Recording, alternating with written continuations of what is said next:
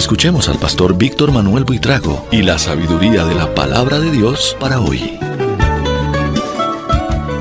Bendito Padre Celestial, gracias porque podemos decir que hasta aquí nos has acompañado en nuestro estudio de Apocalipsis. Por eso te doy gracias, Dios Padre, Dios Hijo, Dios Espíritu Santo, porque nos has ayudado, nos has bendecido y hemos llegado hasta aquí. Es por tu gracia, por tu amor y por tu ayuda. Te suplico una vez más que nos guíes en este estudio de hoy. Llévanos de la mano a todas tus verdades, Señor. Gracias en el nombre de Cristo Jesús. Amén y amén. Muy bien, bienvenidos a nuestra clase de Apocalipsis. Hoy estudiaremos la lección número 17 y vamos a estar en el capítulo 16 entre el versículo 1 y el versículo 21. Voy a comenzar leyendo del versículo 1 al versículo 7. Oí una gran voz que decía desde el templo a los 7 ángeles: Id y derramad sobre la tierra las 7 copas de la ira de Dios. Fue el primero y derramó su copa sobre la tierra, y vino una úlcera maligna y pestilente sobre los hombres que tenían la marca de la bestia y que adoraban a su imagen. El segundo ángel derramó su copa sobre el mar, y éste se convirtió en sangre como de muerto, y murió todo ser vivo que había en el mar. El tercer ángel derramó su copa sobre los ríos y sobre las fuentes de las aguas, y se convirtieron en sangre, y oí al ángel de las aguas que decía: Justo eres tú, Señor, oh Señor, el que eres, el que eras, el santo, porque has juzgado estas cosas. Por cuanto derramaron la sangre de los santos y de los profetas, también tú has dado a beber sangre, pues lo merecen. Y también oí a otro que desde el altar decía: Ciertamente, Señor Dios Todopoderoso, tus juicios son verdaderos y justos. Esto es lo que nos dice Apocalipsis 16 del 1 al 7. Empecemos con las preguntas de nuestro texto. ¿Sobre qué se derramaron las 3 primeras copas? La primera copa se derramó sobre la tierra, infectó, al derramarse sobre la tierra, infectó a muchos. Escuche, con úlceras. La segunda se derramó sobre el mar y mató todo ser vivo que había en el mar. La tercera copa se derramó sobre los ríos y sobre las fuentes de las aguas, que se convirtieron en sangre. Esto me recuerda a Moisés allá en las plagas de Egipto. ¿Cómo es una úlcera maligna, una úlcera pestilente? ¿A quiénes les apareció esta úlcera según este texto? La palabra úlcera proviene del latín y significa llaga, herida en carne viva, y toma la forma de un pequeño cráter difícil de cicatrizar que se inflama y a veces se infecta. Las úlceras malignas tienden a sangrar y a dar un olor fétido, producen dolor y tienen un crecimiento rápido. Esta úlcera era también pestilente. Otras versiones de la Biblia traducen dolorosa, enconada, perniciosa, mala. Este flagelo o castigo vendría solamente sobre aquellos que tienen la marca de la bestia y adoraban a su imagen. ¿A qué se parece la sangre como de muerto y que mata la vida? La sangre sin oxígeno se vuelve oscura, como el color del café, Es muy similar a los derrames de petróleo que a veces vemos en las noticias o en los documentales, como este que les estoy mostrando aquí en esta fotografía, donde se ve un derrame de petróleo. Aquí hay un barco, supongo que este ya es el barco que está tratando de empezar la limpieza. Es el derrame de petróleo, pero tiene el mismo efecto, la muerte. Sí, porque cuando el petróleo llega al mar, acaba con todo lo que esté ahí en el mar. Dice, y murió todo ser vivo que había en el mar. Es probable que lo que Juan vio fue un derrame gigantesco de petróleo y pues lo describió en sus propios términos, ¿no? Era para él difícil entender una situación como esta y lo explicó como para que se lo entendieran, porque él estaba escribiendo para esa iglesia perseguida del primer siglo, no olvidemos eso, por eso lo describe en sus propios términos. El ángel de las aguas. ¿Qué podría significar esto del ángel de las aguas? En ninguna otra parte de la Biblia se hace mención a un ángel de las aguas. Sí se hace mención a los ángeles guardianes. Además que tenemos que entender que dentro de la teología judía, los judíos creían que Dios había asignado diferentes ángeles al cuidado de su creación. Y como vemos, pues a uno le tocó ser el ángel de las aguas. Y al ver que todo lo que estaba a su cuidado se echó a perder y se convirtió en sangre, él podría haberse alarmado, pero no. Él en cambio dijo, justo eres tú, oh Señor, porque derramaron la sangre de los santos y de los profetas. Tú también les has dado a beber sangre. Vamos a leer ahora Apocalipsis, capítulo 16, versículos 8 al 11. El cuarto ángel derramó su copa sobre el sol, al cual fue dado quemar a los hombres con fuego. Y los hombres se quemaron con el gran calor y blasfemaron el nombre de Dios, que tiene poder sobre estas plagas, y no se arrepintieron para darle gloria. El quinto ángel derramó su copa sobre el trono de la bestia, y su reino se cubrió de tinieblas, y mordían de dolor sus lenguas, y blasfemaron contra Dios, contra el Dios del cielo, por sus dolores, por sus úlceras, y no se arrepintieron de sus obras.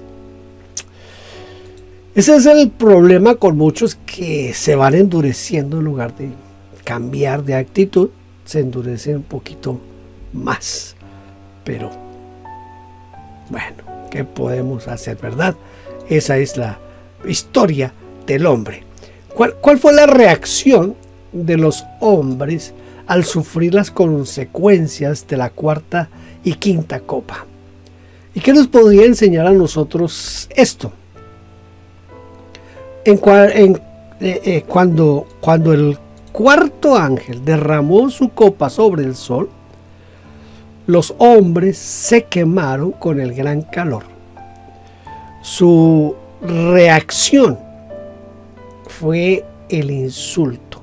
Los hombres que se quemaban del gran calor, lo que hicieron fue blasfemar a Dios y no quisieron arrepentirse. En segundo lugar, cuando el quinto ángel derramó la copa sobre el trono de la bestia, la luz desapareció, con la oscuridad vino el dolor y el agravamiento de sus úlceras infectadas. Su reino se cubrió de tinieblas y mordían de dolor sus lenguas, por sus dolores y por sus úlceras. Su reacción fue la misma que con la cuarta copa. Insultaron a Dios. No se arrepintieron de sus obras. No. Esto nos enseña que en los hijos de Dios, escuche, preste atención a esta parte. Esto nos enseña que en los hijos de Dios el dolor de una enfermedad los lleva a reconocer la soberanía de Dios y al arrepentimiento. ¿Por qué? Porque los hijos de Dios entienden que Dios quiere en definitiva bendecirlos y hacerles bien. En cambio, los enemigos de Dios, el dolor los lleva al insulto, a negarse tosudamente, a cambiar de actitud. Y esto, en lugar de bajar el nivel de los problemas, los agrava. Mire, en Job capítulo 9, en el versículo 4, leemos: Él es sabio de corazón y poderoso en fuerzas. ¿Quién se endureció contra él y le fue bien? ¿Quién se endurece contra Dios y le va bien? Sin embargo, encontramos personas a diario, encontramos personas que pelean con Dios, pelean, no están de acuerdo con nada de lo que Dios hace y lo tratan de injusto, lo tratan de... Hay una pelea tonta porque dígame usted quién se pone a pelear con Dios y va a salir ganando.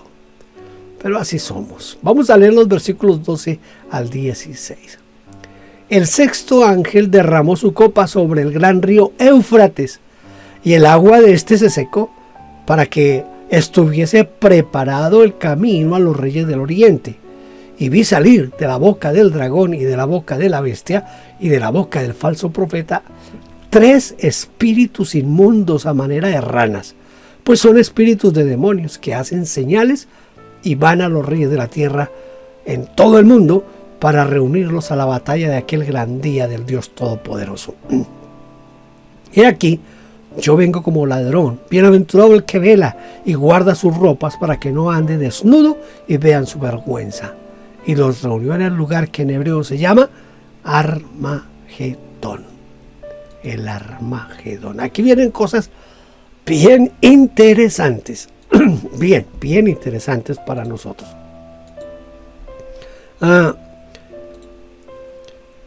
¿Qué sabemos del río Éufrates? Del río Éufrates, ¿qué sabemos? Yo busqué un mapa en Google y encontré que el Éufrates comienza aquí en Turquía. Si usted estas 2 divisiones aquí del Éufrates, y baja hasta que llega al mar Caspio. Entonces atraviesa a Turquía y a Irak. Entonces este es el gran río Éufrates, que tiene una extensión de 2.780 kilómetros. Y dice, yo dije que en el mar Caspio, no, en el Golfo Pérsico. En el Golfo Pérsico es que desemboca. En el Golfo Pérsico. Corrijo porque me parece que mencioné el mar Caspio. Pues el Golfo Pérsico. Se le menciona por primera vez a este río en Génesis 2:14. Y se menciona como uno de los ríos que salían del jardín del Edén. El Éufrates ha sido cuna de grandes civilizaciones y poderosas ciudades. Además, Dios le dijo a Abraham que el límite norte de la tierra prometida a su pueblo Israel sería este río. En aquel día hizo Jehová un pacto con Abraham diciendo: a tu descendencia daré esta tierra desde el río de Egipto hasta el río grande, el río Éufrates. Esto es lo que dice Génesis 15:18. ¿Qué ocurrió cuando se secó el río Éufrates? Cuando el sexto ángel derramó su copa sobre el río Éufrates, este se secó. Esta foto que usted está viendo aquí es la foto del río Éufrates que se está secando. Se está secando ese río. A ver, le hago aquí un paréntesis. En escatología, algunos afirman, piensan que este río se seca porque este va a ser como la carretera por el cual va a viajar ese gran ejército de los 200 millones de soldados para pelear allá en la batalla del Armagedón. Puede ser, puede ser. El sexto ángel derramó su copa sobre el río Éufrates y se secó el río, comenzó a secarse, ya se está secando. Dice que de la boca del dragón y de la bestia y del falso profeta salieron 3 malos espíritus en forma de ranas, pues son espíritus de demonios que hacen señales. Yo busqué en el Google y encontré, hay personas que tratan de imaginarse cómo serán estos demonios, y a alguien se le ocurrió que los demonios de los que habla aquí Apocalipsis es parecido a este que le estoy mostrando. Es semejante a las ranas, es parecido a las ranas.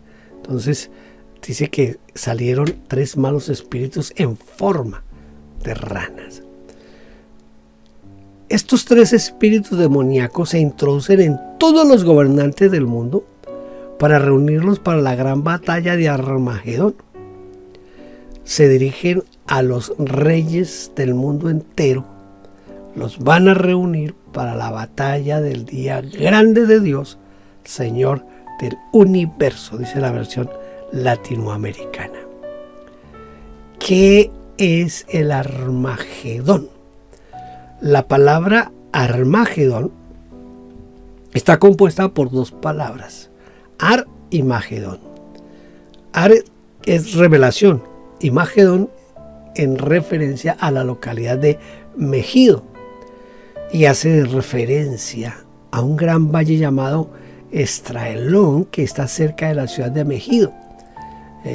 Está ubicado, ¿será Megido o Megido? Bueno, Megido, yo casi siempre lo pronuncié como Megido, pero ahora que me fijo bien debe ser Megido. Esta ubicación a unos 30 kilómetros al sur del monte Carmelo, está a unos 15 kilómetros de Nazaret.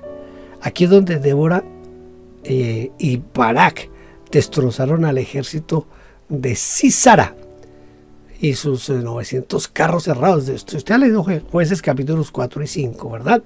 Aquí también el rey Josías fue herido en batalla cuando se enfrentó a Faraón Necao en el campo de Megido, según segundo de Crónicas 35:22. Esta foto que usted está viendo ahí es una foto actual de lo que es el valle de Megido. El valle de Megido. ¿Qué ropas nosotros debemos guardar para no andar desnudos? Probablemente la ropa simbolice aquí nuestra salvación, de la cual debemos ocuparnos con temor y temblor, como dijo el apóstol Pablo, porque cuando Dios nos salvó por medio de Jesucristo, nos vistió de justicia, de la justicia de Él, así como dice Isaías 61:10, que dice: en gran manera me gozaré en Jehová, mi alma se alegrará en mi Dios, porque me vistió con vestidura de salvación y me rodeó de manto de justicia. Y si no cuidamos esta ropa, la venida de Cristo puede ser tan sorpresiva que nos encuentre desnudos y todos vean nuestra vergüenza. Yo creo que esto no nos cobija a nosotros, la iglesia actual. Más adelante, quizás al final de lo que es el Apocalipsis, de nuestro estudio inductivo, quiero hacer una clase especial donde quiero explicar mi posición escatológica, porque yo no creo que para esta época de la que estamos hablando en este instante, la iglesia esté. Así que cuando se habla aquí de las ropas y del que nos encuentre desnudo, no creo que se refiera a nosotros, a menos que sea como un paréntesis que pone allí Juan en medio de ese capítulo para advertir a la iglesia del siglo I de estar listos y preparados para el rapto de la iglesia. Pero pareciera que no, pareciera que se refiere a lo que va a suceder en la tribulación y en la gran tribulación. Así que tenemos el beneficio de la duda en ese sentido, pero yo no creo que para ese momento nosotros estemos aquí en la tierra. Yo creo que ya la iglesia ha sido levantada. Entonces no hay como problema en esa parte. Vamos ahora a leer en Apocalipsis 16. Vamos a leer los versículos 17 al 21. El séptimo ángel derramó su copa por el aire y salió una gran voz del templo del cielo del trono diciendo: hecho está. Entonces hubo relámpagos y voces y truenos y un gran temblor de tierra, un terremoto tan grande cual no hubo jamás desde que los hombres han estado sobre la tierra, y la gran ciudad fue dividida en 3 partes, y las ciudades de las naciones cayeron, y la gran Babilonia vino en memoria delante de Dios para darle el cáliz del vino del ardor de su ira. Y toda isla huyó, y los montes no fueron hallados.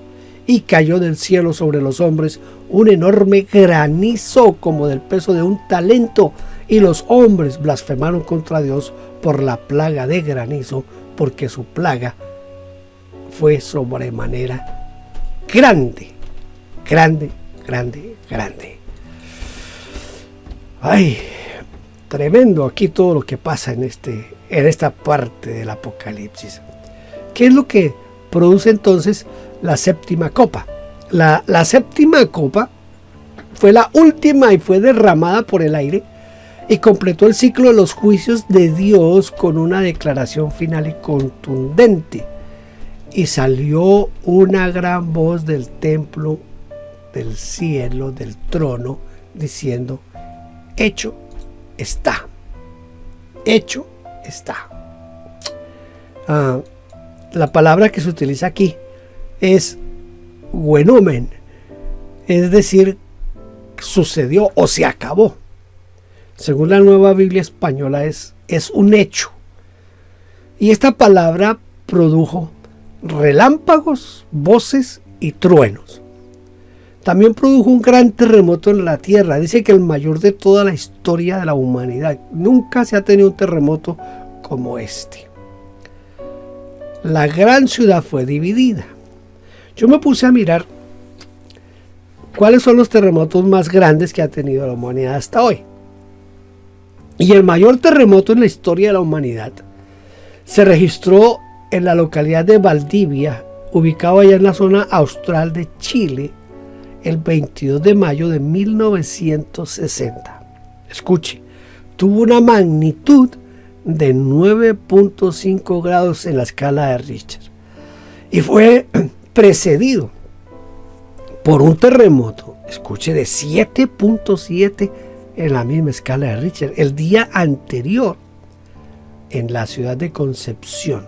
Es decir, que en Concepción hay el terremoto de 7.7 y al siguiente día, el 22 de mayo, viene el de 9.5 grados. Esto provocó la muerte, estos 2 terremotos, pero especialmente el de 9.5 grados, provocó la muerte de cerca de 10.000 personas y dejó 2 millones de damnificados. En 1556, en Shaanxi, China, ocurrió el terremoto más destructivo del que se tiene registro. O sea, quizás no se sabe si superó los 9.5 grados o fue menor, pero sí fue el que más de destrucción causó, ya que provocó la muerte, escuche, de más de 830.000 personas.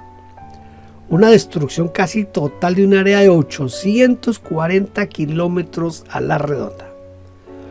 Entonces, el primer terremoto fuerte, o sea, el que se conoce como el más grande de todos los terremotos que ha vivido la humanidad, es el de Chile, que fueron 9.5 grados.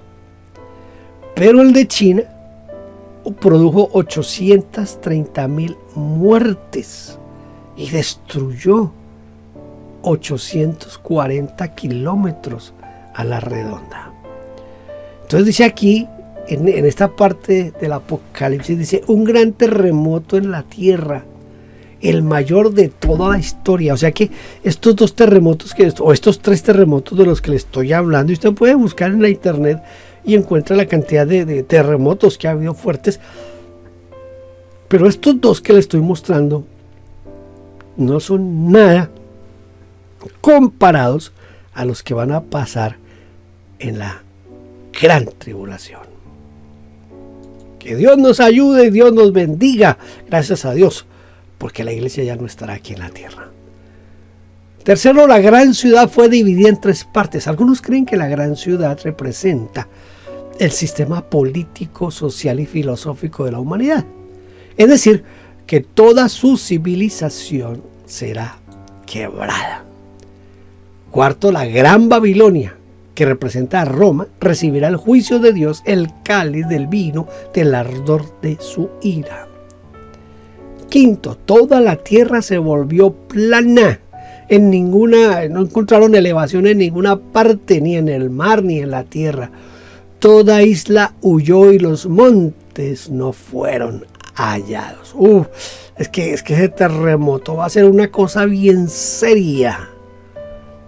Sexto, la caída de un gigantesco granizo, como el peso de un talento.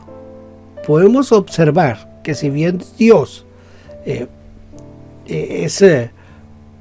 para él ya todo sucedió, ya todo ocurrió, ya todo se terminó, por estos acontecimientos posteriores vemos que los eventos se sucedían uno tras otro hasta ese final definitivo. Yo tengo aquí un pequeño video que nos muestra algunas granizadas que ha habido en los últimos años y quiero que lo observe conmigo.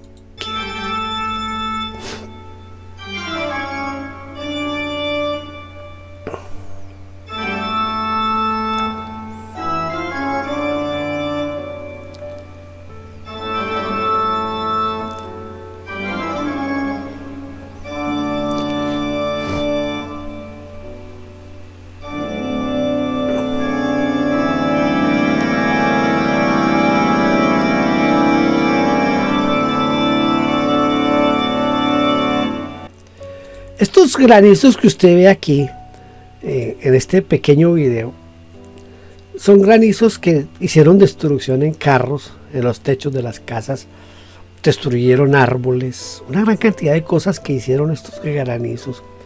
Y si usted ve en la mano de una mujer está uno de esos granizos, pero hay unos más grandes de los que tiene la mujer en la mano. Pero yo quiero que usted piense en lo siguiente, que el granizo que va a caer es como de un talento de peso. Vamos a tratar de mirar aquí más o menos a qué se refiere con esto de esas piedras de granizo, porque la idea es tratar de mirar qué tamaño van a tener esos granizos que van a caer sobre los hombres. Esos cálculos estimativos pueden variar, porque algunos dicen que el peso de un talento equivale a 20 kilogramos. Otros dicen que son más de 40 kilogramos. En la tabla que tenemos en casi todas nuestras Biblias de pesos y medidas, podemos ver que un talento equivale aproximadamente a 34 kilogramos. Yo quiero que usted se imagine un bloque de hielo de más de 30 kilos cayendo desde el cielo a la tierra, sobre la gente, sobre las casas, sobre todas sus posesiones. Imagínese un grano o una copa, no sé cómo se dice, de granizo de 34 kilogramos. 34 kilogramos. Y a la velocidad que eso viene, la destrucción que va a producir es cosa bien seria. Terremoto, la tierra se vuelve plana, en la caída del granizo gigantesco. Todo esto debería llevarnos a reflexionar en este momento sobre nuestra comunión con Dios. Esto es Esto es tremendo. Vamos a tratar de memorizar un versículo, como lo hacemos siempre. Apocalipsis 16:15 es el versículo que vamos a tratar de memorizar en este momento. He aquí yo vengo como ladrón.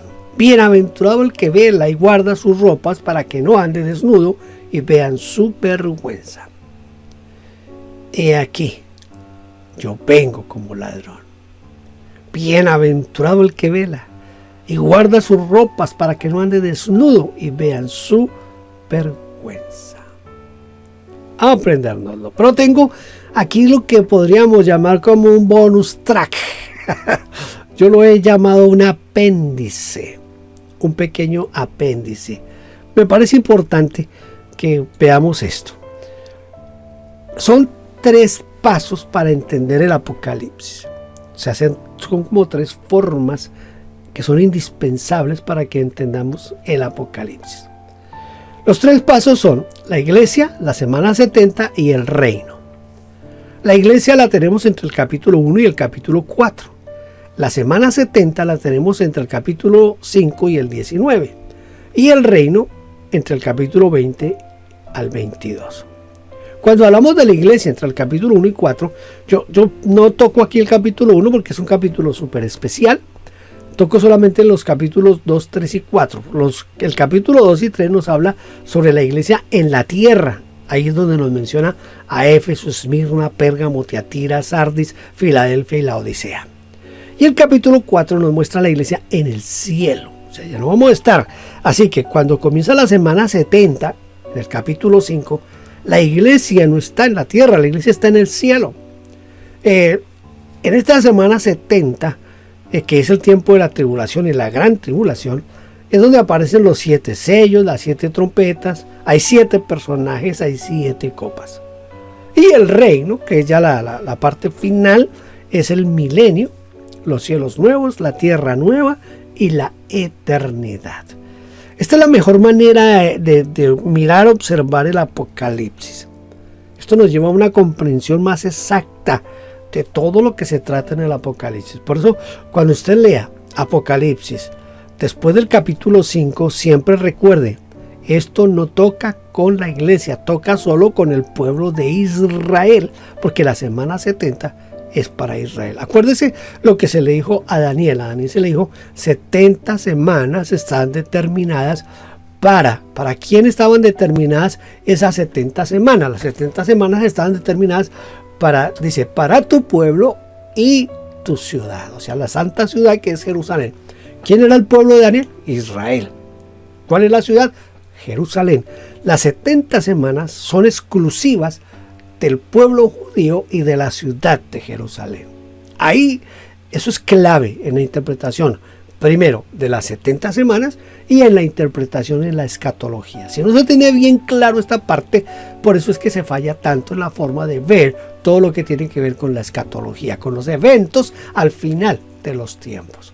Quería hacerles este pequeño paréntesis, esta anotación, bueno, lo que sea, como se quiera que se llame. Pero quería mostrarles esto para que se ubiquen más o menos cuál es la mejor manera de entender el Apocalipsis.